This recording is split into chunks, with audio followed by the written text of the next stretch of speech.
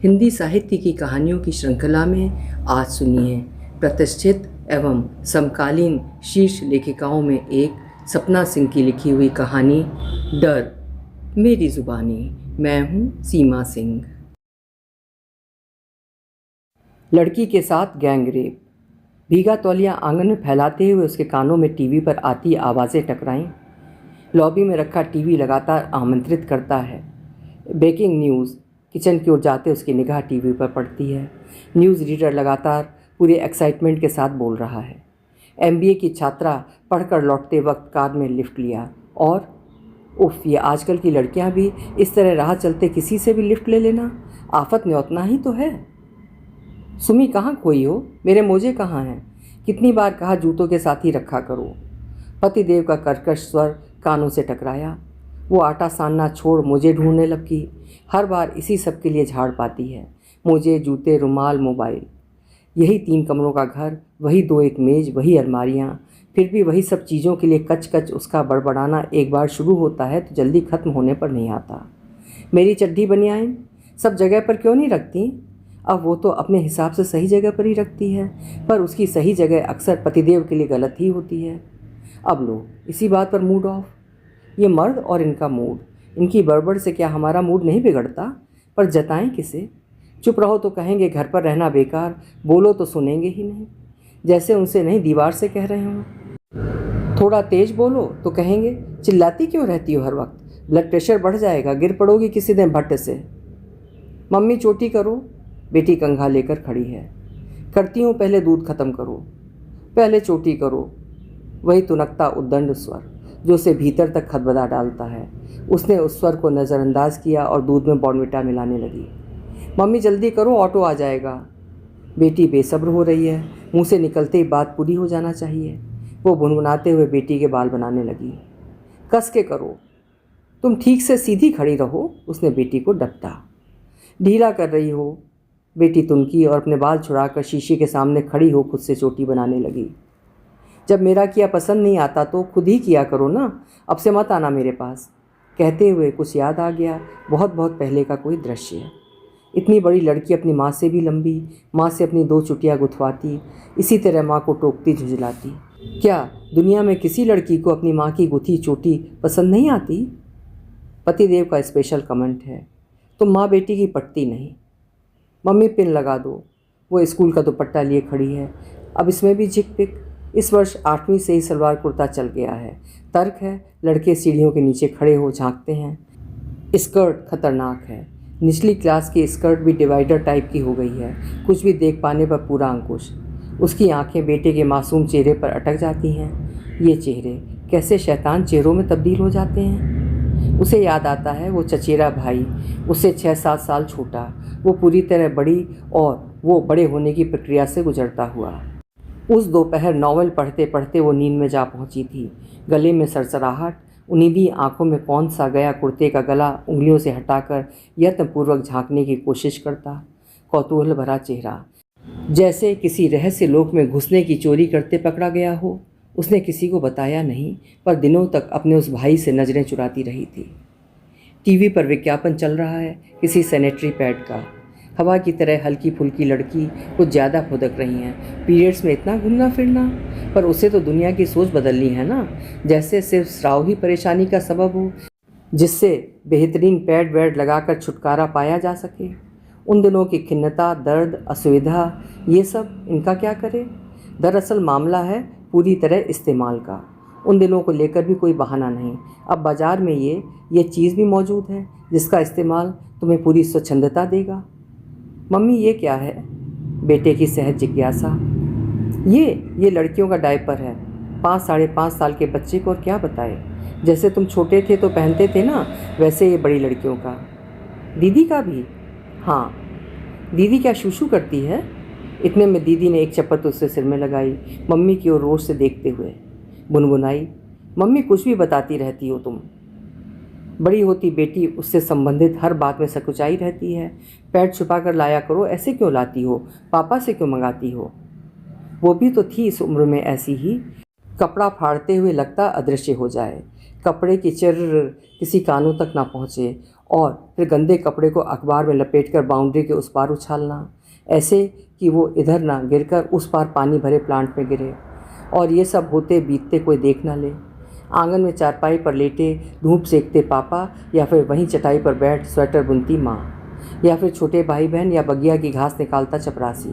वो छोटे छोटे पल कितने भारी होकर गुजरते थे। अब ये पैड वैड होने से कितनी सहूलियत हो गई, तब कहाँ मिलते थे छोटे कस्बों शहरों में। नई पत्रिका आई है, फुर्सत में वो इन हल्की फुल्की पत्रिकाओं को पढ़ना पसंद करती है।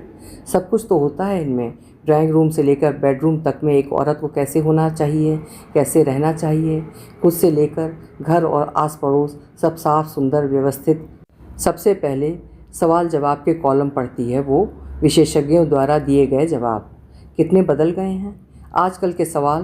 पहले जहां इन कॉलमों में पति द्वारा उत्पीड़ित बचपन में हुए यौन उत्पीड़न से उपजे अपराध बोध, विवाह पूर्व प्रेम प्रसंग को लेकर उपजा अंतर्द्वंद आदि से संबंधित सवाल होते थे, वहीं अब सवाल चौंकाते हैं। ज़्यादातर सवाल रिलेशनशिप से जुड़े होते हैं। MBA की छात्रा का सवाल है, अपने बॉयफ्रेंड के साथ उसके सेक्सुअल रिलेशन हैं, क्या ये गलत है? दूसरा सवाल है, क्या शादी से पहले अपने पार्टनर के साथ सेक्स एंजॉय करना गलत है? पर जब मेरी उम्र की लड़कियां शादी करके सेक्स एंजॉय कर रही हैं तो मैं क्यों नहीं? ऐसे सवाल और उनके वैसे ही जवाब इंगित करते हैं वक्त बहुत तेज़ी से बदला है। अब सेक्स टैबू नहीं रहा। शायद छोटे शहरों कस्बों में अब भी हो, पर बड़े शहरों में सेक्स पिज्ज़ा बर्गर की तरह तेज़ी से नई पीढ़ी द्वारा स्वीकार्य हो रहा है। शायद प्रेम या रिलेशनशिप की अनिवार्यता भी पीछे छूट जाए। एक भूख जिसे पूरा किया जाना जरूरी हो। कहीं पढ़ा था अमेरिका यूरोप में सेक्स अनुभव लेने की औसत उम्र 16 वर्ष है। ऐसे आंकड़े सर्वे आजकल प्रतिष्ठित पत्रिकाएं खूब करती हैं। उनके रिजल्ट भी चौंकाने वाले होते हैं। ये सब पढ़ सुन देख डरती है वो। डर तो और भी बहुत सारे हैं। बचपन से आज तक ये डर साथ साथ रहा है, हर वक्त हर कहीं। बहुत बचपन की घटनाएं वर्षों डराती रहीं। जाने कौन था वो जो रात के अंधेरे में 6-7 साल की बच्ची की पीठ पर अपने शरीर की रगड़ देता रहा था। चारपाई की पाटी को कसकर थामे उस रात के एक एक पल की दहशत अब तक डरावनी यादों की तरह सिरहा देती है। पापा के ऑफिस के सभी लोग मेला देखने जा रहे हैं। वो भाई बहन भी कॉलोनी के अन्य बच्चों की तरह जीप में ठूंस लिए जाते हैं। भाई आगे पापा की गोद में, वो पीछे छोटे कर्मचारी चपरासियों के साथ, कुछ और बच्चे भी वो किसी की गोद में थी। सारी रात को चुभता सा नीचे की ओर, दर्द चुभन से बेहाल। वो उठना चाहती है पर बुरी तरह ठुसी जीप लौटते में उजिदिया गई थी। आगे बैठेगी पापा के पास, भाई को पीछे जाना पड़ा था। क्या उसे भी वैसे ही कुछ चुभा होगा?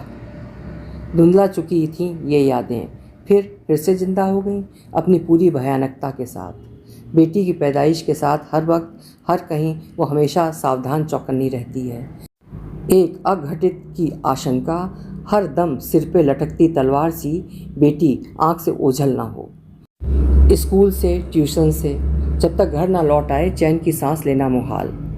और ये आजकल की लड़कियां जानबूझकर जोखिम मोल ले लेती हैं। किसी से भी लिफ्ट ले लेना, बॉयफ्रेंड से अकेले में मिलना, शॉर्टकट के चक्कर में सुनसान रास्ते जाना, ये सब आफत को न्योता देना ही तो है। अखबार, चैनल, सनसनी, वारदात, सारे दिन ब्रेकिंग न्यूज़ में आरुषि, रुचिका, शिवानी, डर डर डर, चारों ओर डर। ढेरों घटनाएं। देर तक सोचती है वो, कैसे क्या करने पे बचा जा सकता है। किसने किया होगा आरुषि का कत्ल, क्यों किया होगा रुचिका ने आत्महत्या, और वो हाई प्रोफाइल पत्रकार शिवानी भटनागर। कितने अनुत्तरित सवाल। एक लड़की का जन्म लिया है तो उम्र भर सिर्फ बचने की सोचो। अपने आप को सुरक्षित रखने की जुगत इतनी बड़ी बन जाती है कि बाकी हर संभावना इसके आगे पौनी। मम्मी मैं जा रही हूँ, देर हो रही है। बेटी का सर झुंझलाया हुआ। मतलब इरा अभी तक नहीं आई। थोड़ी दूर पर रहने वाले मौसेरे भाई की बेटी की क्लास में हैं। दोनों साथ ट्यूशन जाती हैं। सुविधा भी सुरक्षा भी एक से भले दो। पर उसे 2 मिनट भी देरी हुई नहीं कि इनका झुंझलाना शुरू। मम्मी फ़ोन करो मामी को, इरा चली कि नहीं। आती होगी कल से। मैं नहीं रुकूंगी, उसकी वजह से हमेशा लेट होते हैं। पीछे बैठना पड़ता है, जगह नहीं मिलती। बेटी की आवाज़ तल्ख है। मम्मी की ये सब बातें उसकी समझ में नहीं आती। इसके साथ आओ, अकेले मत जाओ, सुनसान रास्ते में मत जाओ। लेकिन क्या वो चाहती है ये सब करना? कितनी मन्नतों से मांगी थी बेटी, पर बेटी की माँ बनते ही कैसे तो एक डर भी भीतर पैदा हो गया ना। ये सामान्य मातृत्व का डर नहीं था, जो अपने बच्चे की सुरक्षा को लेकर हरदम सचेत रहता है कि वो गिर ना जाए, कोई चोट ना लगा बैठे, कुछ नुकसान ना कर ले अपना। इन सब डरों के साथ साथ एक और अदृश्य सा डर, जो प्रत्यक्षता कहीं नहीं दिखता था पर था, और दिन ब दिन बेटी के बढ़ने के साथ ही वो भी बढ़ रहा था। डगमग चलते पाँव कब का स्थिर मजबूत चाल चलने लगे, गिरने पड़ने चोट खाने का कोई भय नहीं। फिर भी आंखों के दायरे से बाहर नहीं जाने देना चाहती थी वो उसे। कब मुक्त होगी वो इन डरों से? क्या कभी ये दुनिया वैसी होगी जहाँ कोई लड़की अपनी पूरी उम्र बगैर डरे जी पाए? ईश्वर ने सृष्टि रचते हुए ये जो इतने सारे तरह तरह के जीव जंतु बनाए, उन सब में उसके जैसा बिल्कुल उसका दूसरा कम, उसका पूरक, उसी की नस्ल का, क्या एक के बिना दूसरे का अस्तित्व संभव है? फिर क्यों और कैसे एक ही सत्ता दिन ब दिन और मजबूत होती गई और दूसरा सिर्फ दासनुमा भूमिका में उतरता गया? कैसी विडंबना है! डर भी उसी से है और डर भगाने के लिए सहारा भी उसी का है। और ताना जिंदगी की उम्र का कोई पड़ाव इस डर से अछूता बचा है क्या?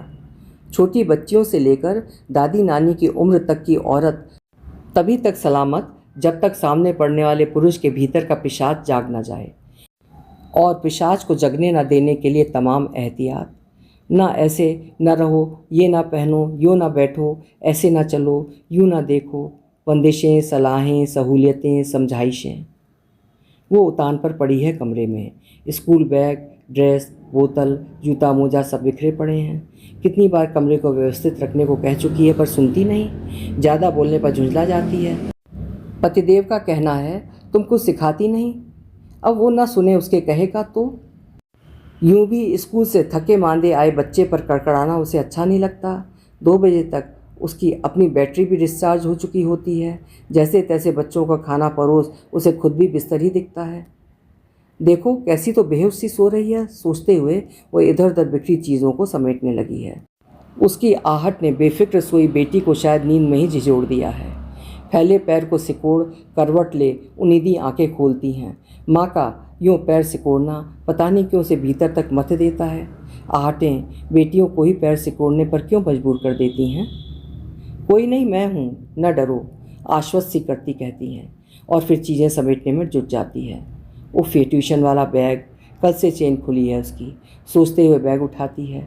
खुली चेन को बंद करते भीतर कुछ चमकता है। ये क्या है? अरे ये यहाँ इसके बैग में? कितने दिनों से वो इसे किचन में ढूंढ रही थी, पर इसे इसने बैग में क्यों रखा है?